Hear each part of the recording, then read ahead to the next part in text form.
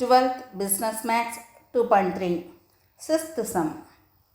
Integral 1 minus 1 by x squared into e to the power x plus 1 by x dx.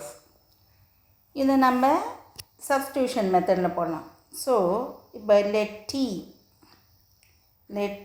is equal to இதை நான் t வச்சுக்கிறேன். x plus 1 by x. இப்போ dt by dx கண்டுபிடிப்போம். இதை differentiate பண்ணுவோம்.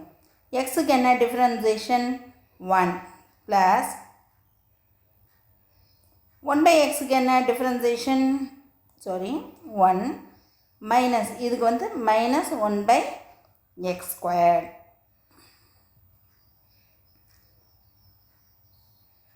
இங்கே 1 minus X squared வருதா, எனக்கு தேவை dt தான் வேணும். அப்போ dt is equal to 1 minus 1 by x square into டிவிஷனில் இருக்க dx இங்கே வந்து மல்டிப்ளிகேஷனில் வந்துடும் dx.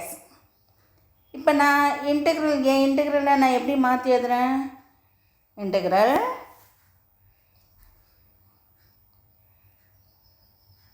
e பவர் t மீதி dt. அதாவது இதை வந்து e பவர் டீயாக வச்சுக்கிறேன்.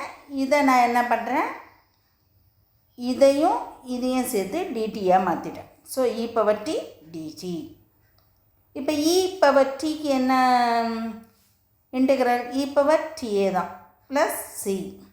இப்போ டி என்ன சப்ஸ்டியூட் பண்ண x plus 1 by x. So e power x plus 1 by x is the answer. Plus C is answer. Okay. So e power x plus 1 by x is the answer. Okay, that's all.